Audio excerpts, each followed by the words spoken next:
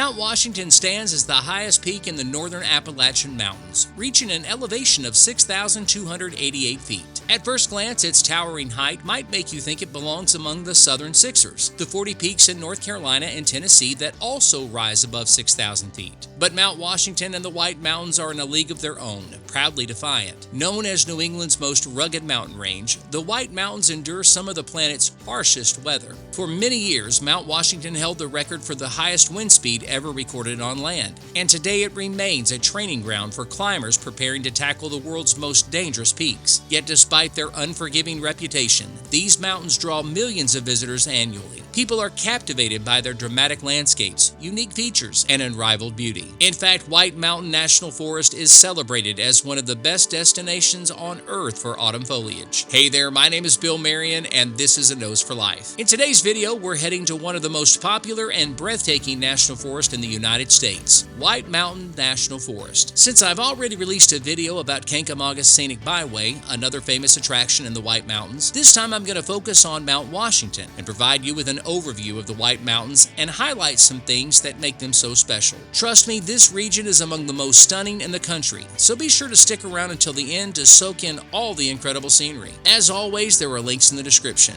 Now go ahead and hit the like button and let's get started.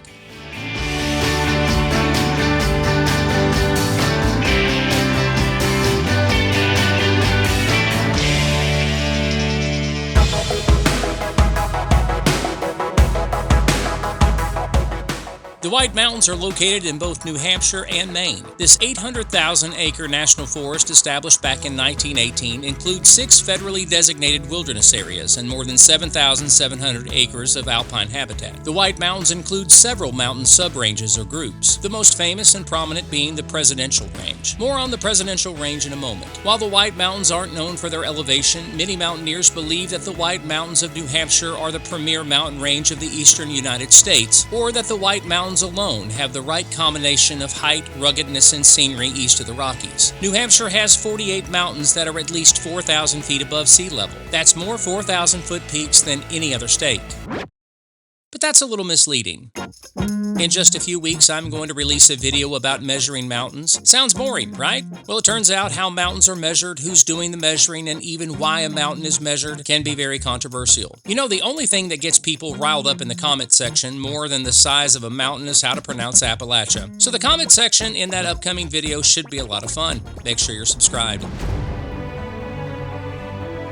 Anyway, of the 733 named mountains here, the highest peaks of the White Mountains belong to the Presidential Range. Its most notable summits are named after American presidents, followed by prominent public figures of the 18th and 19th century. These peaks were named during a time when naming mountains didn't require protocols. These days, the U.S. Geological Survey take care of that, but they didn't exist at the time. Either a name stuck, being spread by word of mouth, or it didn't. It's believed that in 1784, Reverend Manasseh Cutler named the tallest peak Mount Washington after the first U.S. president, of course. Mount Washington later appeared in literature in 1792. It wasn't until 1820 that the rest of the presidential peaks were named all in one day. A small group of hikers, who may have been a little intoxicated, decided to name the rest of the peaks. So the next tallest peak was named for the second president, John Adams, and so on. After naming Mount Adams, Jefferson, Madison, and Monroe, they ran out of presidents because it was 1820. With 2 peaks remaining, they named one Mount Franklin after Benjamin Franklin, and that works as a founding father's motif. But they named the last mountain Mount Pleasant, which totally messed up the motif. The mountain was renamed Mount Eisenhower in 1969, and I guess that works. There is a sub-peak of Mount Adams called Mount Quincy Adams. Get it? Because John Quincy Adams is the son of John Adams? Never mind. By 1952, the names of these presidents appeared on tourist maps, and that made it official, or official enough for the names to stick.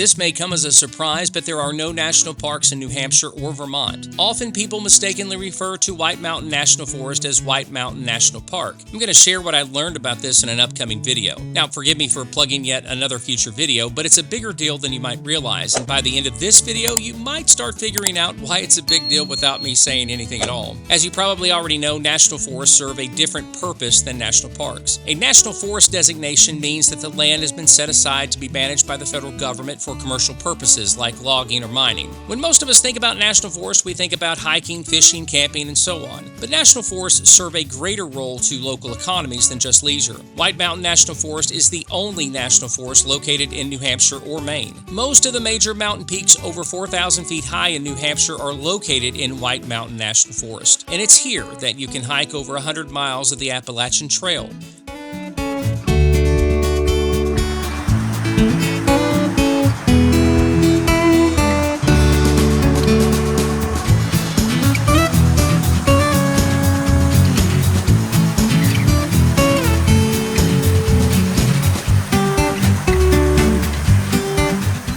The White Mountains are loaded with wildlife. You can see bald eagles, moose, black bears, and so much more.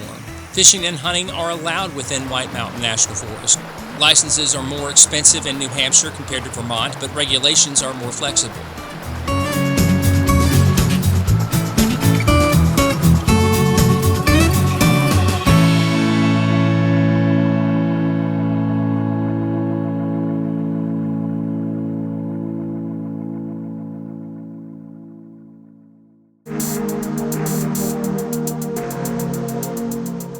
At 6,288 feet above sea level, Mount Washington of the Presidential Range is the focal point or main attraction of the White Mountains. On a clear day, you can see up to 130 miles and 5 states from the top. And by the way, this is an amazing place to see the Northern Lights.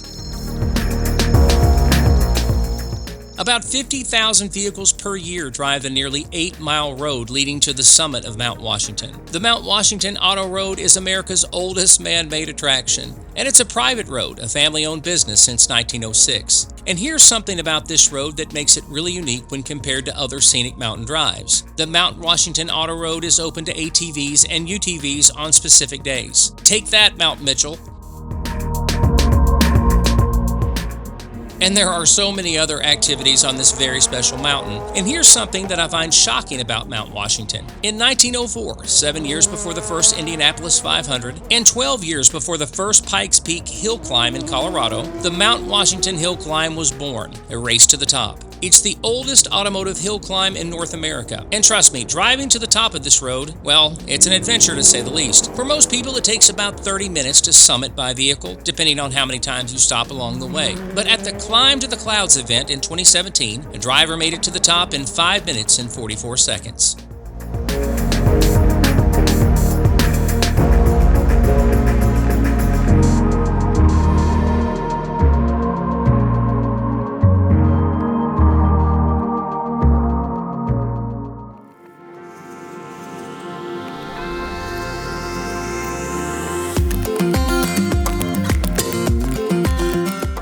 It's no secret that the White Mountains feature some of the most dramatic landscapes in the United States. People have been vacationing here since the end of the American Revolution. In fact, what a lot of people love about the White Mountains is that they're accessible due to their proximity to major metropolitan areas, which means they're accessible to international airports. The White Mountains are a popular destination to say the least. A few weeks ago, I released a video about Kancamaugah's Scenic Byway, also located here in the White Mountains, not far at all from Mount Washington. In that video, I said that Kancamaugah's Scenic Byway was worth the entire trip to New England, but I also warned about the crowds. That's something to think about when visiting Mount Washington, too.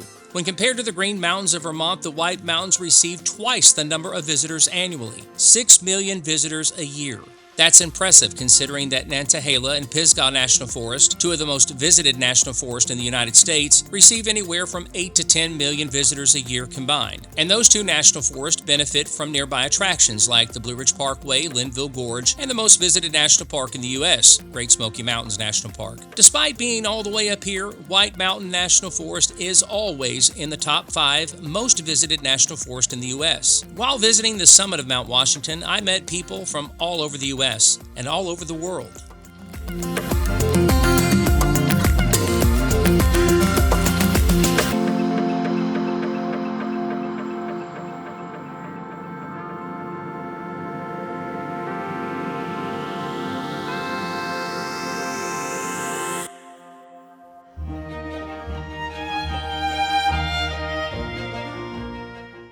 This part of the U.S. enjoys all 4 seasons. Summers are short and cool, winters are long and cold, fall is glorious with foliage. But the weather station on Mount Washington has recorded some of the coldest temperatures and strongest winds in the continental United States. There's a reason it's called home of the world's worst weather. Back in 1934, a wind speed of 231 miles per hour was recorded at the summit. That was the fastest wind speed recorded on Earth at the time. Temperatures can get as low as 100 degrees below zero in the winter, and snowstorms can occur year-round. Remember that I said Mount Washington Auto Road is a family-owned and operated private road.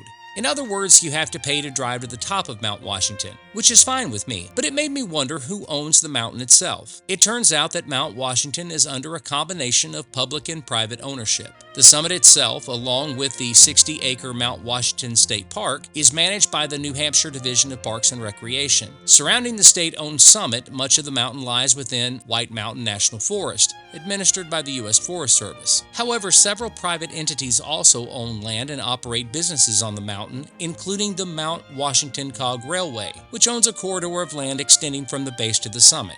At Mount Washington State Park, there's a cafeteria, restrooms, gift shops, and a museum.